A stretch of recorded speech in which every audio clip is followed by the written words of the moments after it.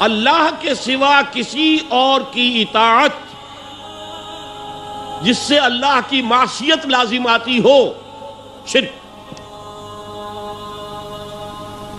لا طاعت لمخلوق فی معصیت الخالق، مخلوق میں سے کسی کی اطاعت نہیں ہوگی یہ اس معاملے میں جس میں خالق کی معصیت لازم آ رہی ہے۔ ہاں، خالق کے احکام کے اندر اندر والدین کا حکم بھی مانو، اطاعت کرو، اساتذہ کا حکم مانو، کسی اور کو اپنا لیڈر مانا ہے اس کا حکم مانو، لیکن ناٹ بیونڈ وہ جو سرکل ہے کتاب و سنت کا، اس سے باہر نہیں۔ لا طاعت لمخلوق فی معصیت الخالق، یہ آپ الجبرے کے فارمولے کے طور پر اپنے سامنے رکھیے۔ اب اسے اپلائی کیجئے، جیسے فارمولوں کے ذریعے سے پھر بڑے بڑے وہ سم جو ہے وہ حل کیے جاتے تھے سوالات۔ صبح کا وقت ہے، آنکھ بھی کھلی ہے، کوئی اذان کی آواز بھی کان میں آئی ہے،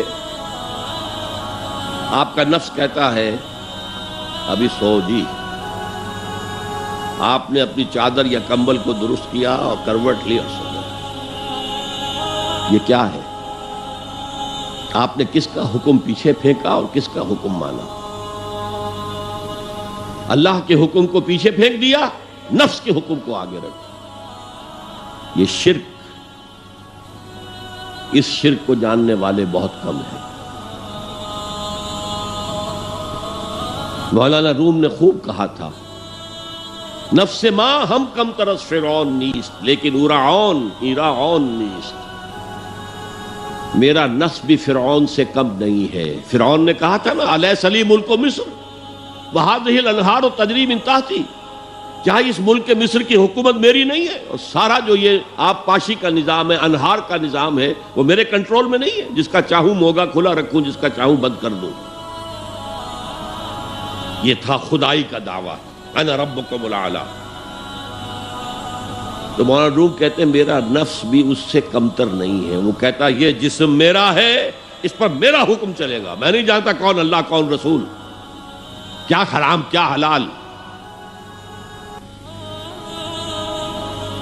تو فرعون سے کم تو نہیں ہے میرا نفس، لیکن اورعون اس کی بہت مدد تھی، فوج تھی، لاؤ لشکر تھا، تو اس نے زبان سے بھی کہہ دیا کھل کر انا ربکم الاعلی۔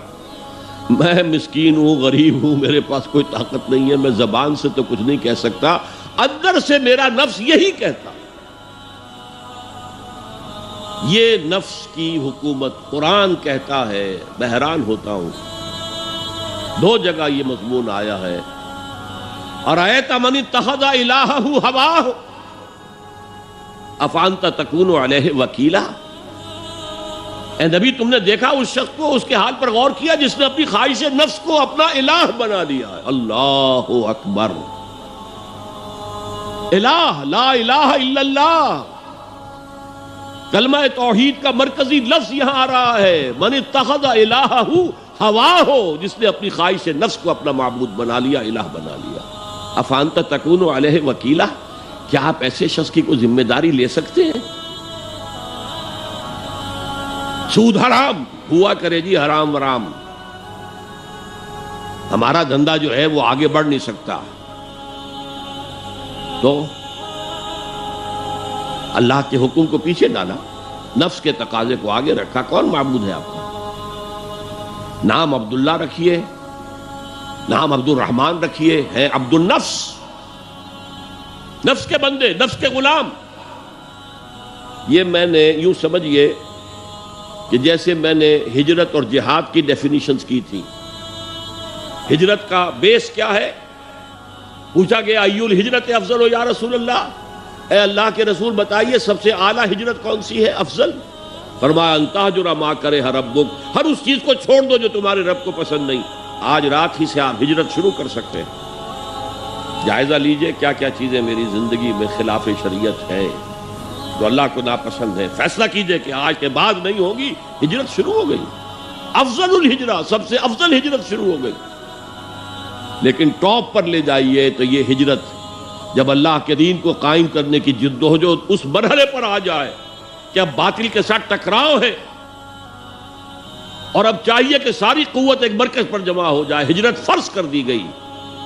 وہ ہجرت گھر بار چھوڑ کر، اہل و عیال کو چھوڑ کر، اور مکے کے بھیڑیوں کے رحم و کرم پر چھوڑ کر اپنے گھر والوں کو جو لوگ ہجرت کر کے آئے. حکم تھا. ہجرت مدینہ فرض تھی، ہجرت حبشہ فرض نہیں تھی.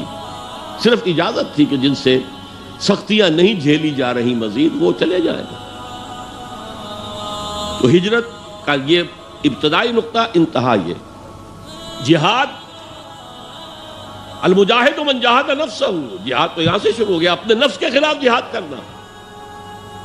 صبح نفس نے کہا ابھی سو جاؤ، آپ نے نفس کی بات کو رد کیا، اپنا کمبل اٹھا کے پھینکا، اٹھے، وضو کیا، نماز کے لیے آپ مسجد چل دیے. آپ نے جہاد کیا نفس کے خلاف. یہ افضل الجہاد ہے. اور سب سے چوٹی اوپر یہ ہے کہ جب وہ حق و باطل کی جنگ ہو تو جان ہتھیلی پر رکھ کر میدان میں حاضر ہو جاؤ.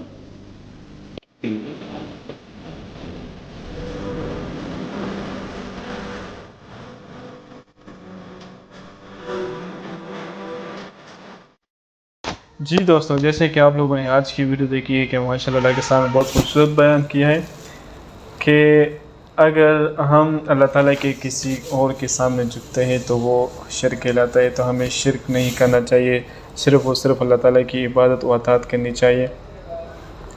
ہاں، اگر ہمیں ماں باپ کی خدمت بھی کرنی چاہیے تو وہ بھی اسلام کے دائرے میں رہ کر بھی ہمیں اپنے ماں باپ کی اطاعت کرنی چاہیے. اگر ہم شیطان کی بات مانیں اور اللہ تعالیٰ کی بات نہ مانیں، کسی اور کی بات مانیں تو یہ بھی شرک کہلاتا ہے.